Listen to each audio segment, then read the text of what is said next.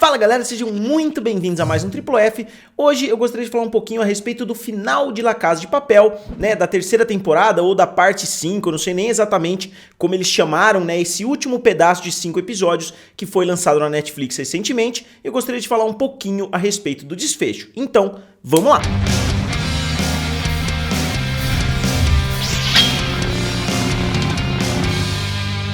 E pessoal, se vocês ainda não são inscritos aqui no canal, se inscrevam, eu tô tentando chegar a 250 mil inscritos e com certeza vocês podem me ajudar pra gente bater juntos essa meta.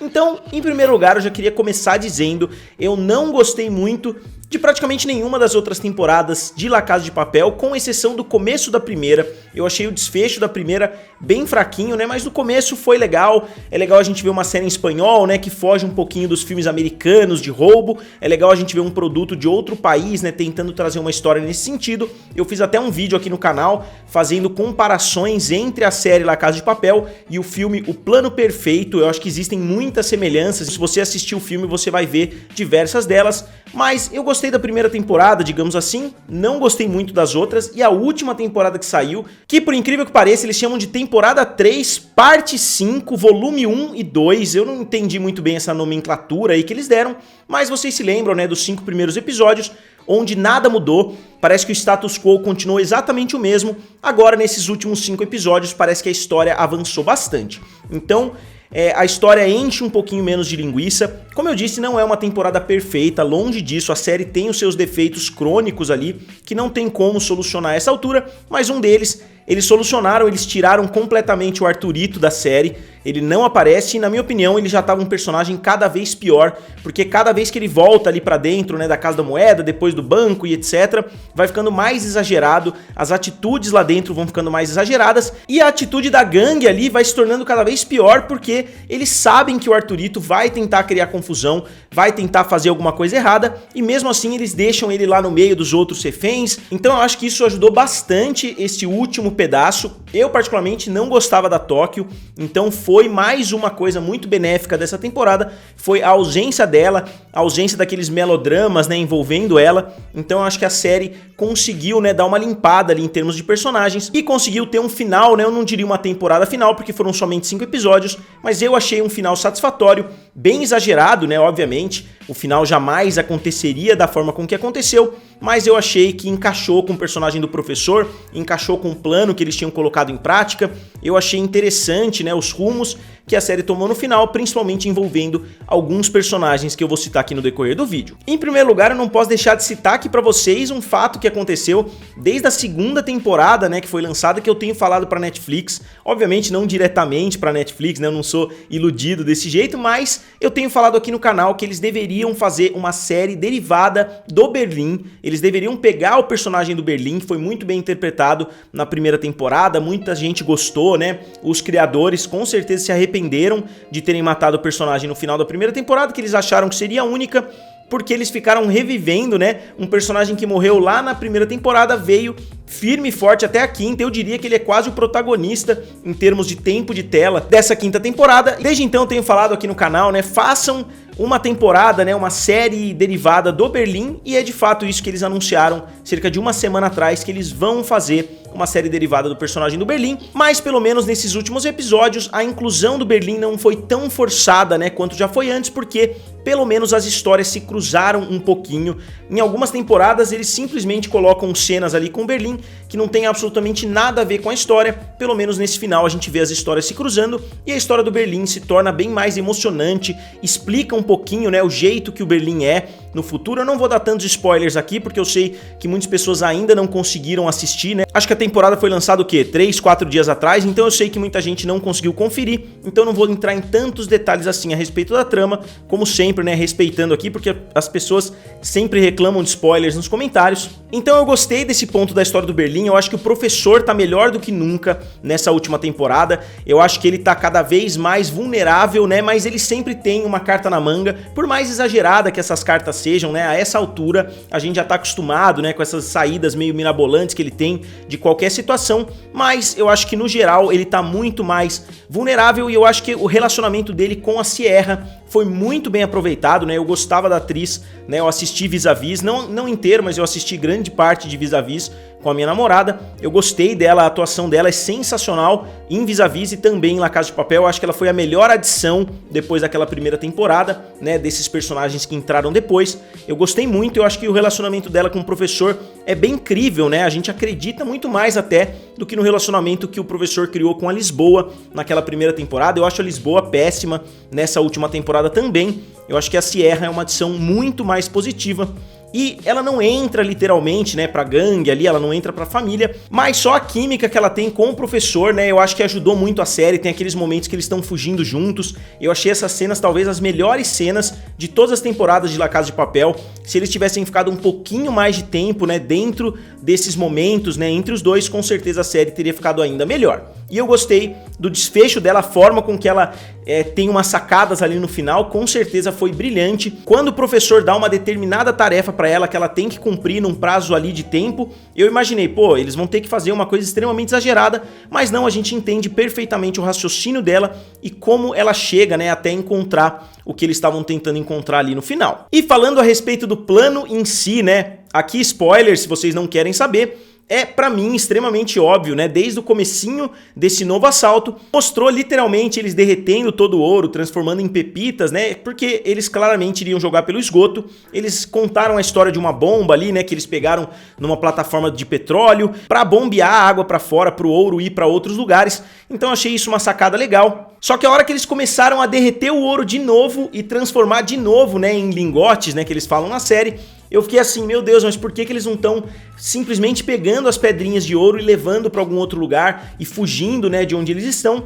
Que eu acho que teria sido sim um plano mais inteligente. E isso inclusive, né, esse fato deles terem ficado tanto tempo ali transformando o ouro de volta, quer dizer, o ouro tava em tijolos, vamos dizer assim, eles derreteram o ouro e formaram tijolos de novo do outro lado, só que no final eles nem devolveram o ouro real, eles devolveram o ouro em forma de latão, então eles nem precisariam ter feito essa conversão de volta, seria muito mais fácil eles terem simplesmente pego aquele ouro que já estava em formato bem menor e escondido de alguma outra forma, eles não precisariam ter perdido todo aquele tempo para fazer aquela transformação. Obviamente que eles queriam também enganar o público, né? Não só eles queriam enganar a polícia, mas eles também queriam enganar o público, não daria para eles terem feito o final que eles fizeram, mas o plano ficou extremamente absurdo, né? Porque eles perderiam tanto tempo assim para fazer aquilo, sendo que eles sabiam, né, que a polícia ia estar atrás deles, sendo que eles sabiam que eles tinham que correr. Então, pra mim, isso não fez tanto sentido. E como eu disse, eu tô em área de spoilers aqui, né? Então eu vou falar a respeito do final, literalmente.